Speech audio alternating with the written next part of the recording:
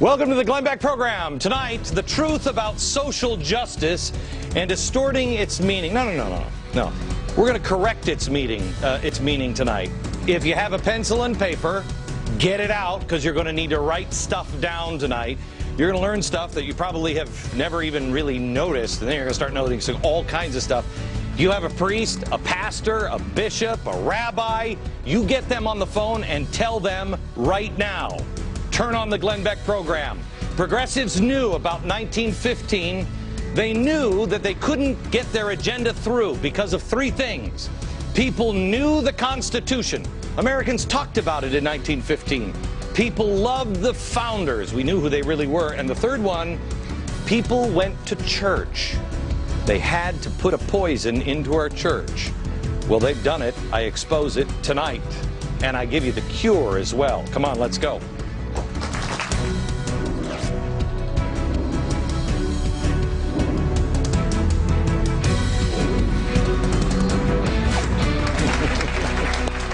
We have a studio audience tonight. Hello. You're not going to say hello back? This is like an AA meeting. Hello, Glenn. Hello, America. If I would have told you 5 years ago that the United States government would bypass the Congress and then go right through the EPA for climate change and have the EPA declare that every time you exhale, you poison the earth. If I would have told you that 5 years ago, you would have said, not in America. If I would have added this, that the government is going to merge with churches under the Democrats, you would have said I was stark raving insane. But that's what's happening. And that is exactly why I told you this just a couple of months ago. Do you remember when I got into heat for this?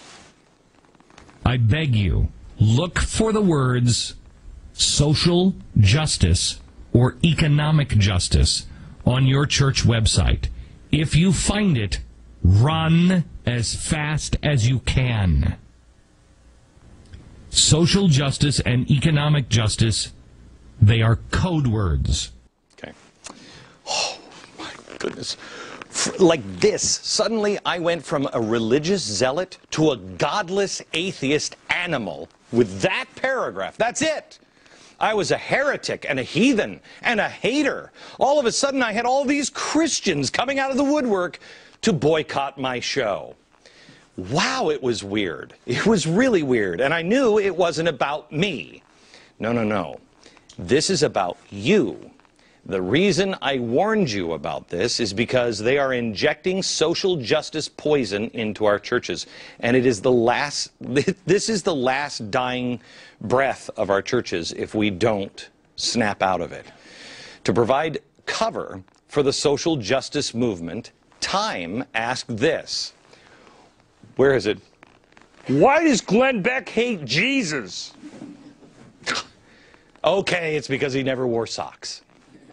The Huffington Post wrote, Glenn Beck to Jesus, drop dead. Really? That's what I was saying? Really? Then, of course, there was the Marxist Reverend Jim Wallace urging Christians to turn off Glenn Beck. It was really weird. You know, not this one, because this is the President Obama's advisor on spiritual and political matters. On spiritual and political matters. In fact, his blog is God's Politics. Wow.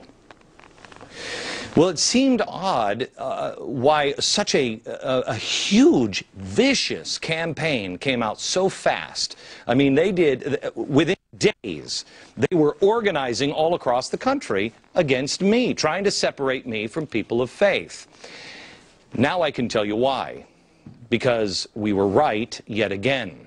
Your church is being attacked through a faith-based initiative headed up by Barack Obama's administration.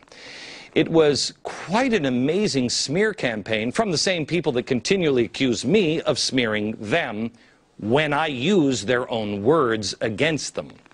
We're going to show you their own words again in just a minute, but I want you to keep in mind, they can't have the truth being pointed out to you, the American people.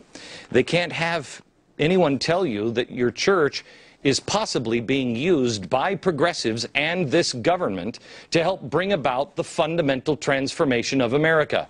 It is happening. Do you remember when George Bush had his faith-based initiative? Okay.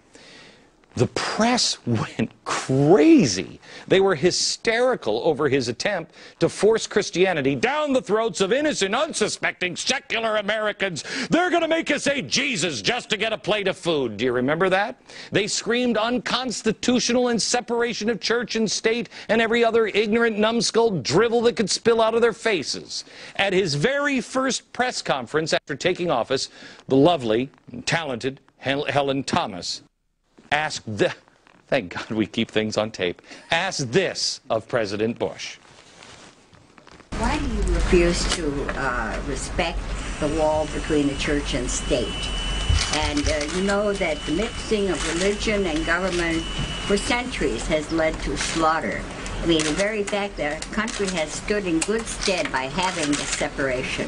Why do you break it down? Led to slaughter. I hope Arianna Huffington hasn't heard that, because she'll immediately say that she's dangerous for using that term. How many times have you heard them say that question to the president now? How times have changed, huh? Bush's opponent in 2004, John Kerry. Here he is this last week on Cap and Trade. I think this could pass. And the reason it can pass is that we have the broadest base of support. As I said, we have faith-based community support for this bill. They've got the churches on board. Since when does John Kerry get excited over churches getting involved in politics? Well, now I suppose that President Obama is using the faith-based office to promote the gospel of Gaia on the United States. And there's nary a raised numbskull voice, nowhere to, shh, listen, nothing. Obama's Advisory Council on Faith-Based and Neighborhood Partnerships. Ooh, we could get the progressive churches and Acorn all together in one fell swoop, wouldn't that be? They recently issued its report of recommendations. The Obama administration is about to take faith-based initiatives to a whole new level. The president's council envisions the government and religion partnering to push the good news of global warming, climate change, and other green issues. Oh, friends, it's the religion of environmental and social justice. Isn't that great? I'm excited.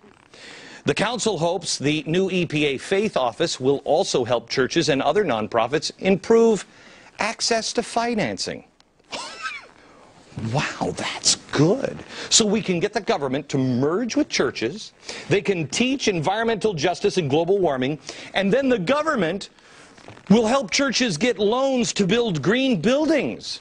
Even, quoting, establishing a revolving loan program or working with utility companies to help finance greening building projects. Whoa. All you have to do is just join with the government, and all that money can be yours. The Crime Inc. elements in this administration are now merging with the EPA and churches to make it easier for churches to get loans to green up and push green initiatives on their parishioners. Now, let's just see if I have this right. On one hand, we have people on the left screaming about the separation of church and state, screaming about getting God in God we trust off the money. If you decide you're going to speak out about politics, you could lose your 501c3 status. You're not going to be a tax exempt anymore. No, we got that. And we have, I would just like you to help with our little green agenda, and why then maybe we could help build you a brand new chapel. Wow, that's kind of them. The administration's emphasis on faith goes beyond cap and trade. Nancy Pelosi is now asking churches to help her pass immigration reform. Watch. On the subject of immigration, because I think the church is going to have to play a very major role in how people are treated. The cardinals, the archbishops, the bishops that come to me and say, we want you to pass immigration reform, and I said, but I want you to speak about it from the pulpit. I want you to instruct your, whatever the communication is, the people some who opposing abortion reform are sitting in those pews, and you have to tell them that this is a manifestation of our living the Gospels. Isn't this great? It's almost like we have King George back. He can tell us exactly what the gospel says. Oh, I'm so excited. I won't have to worry about even going to church anymore because our churches will be dead.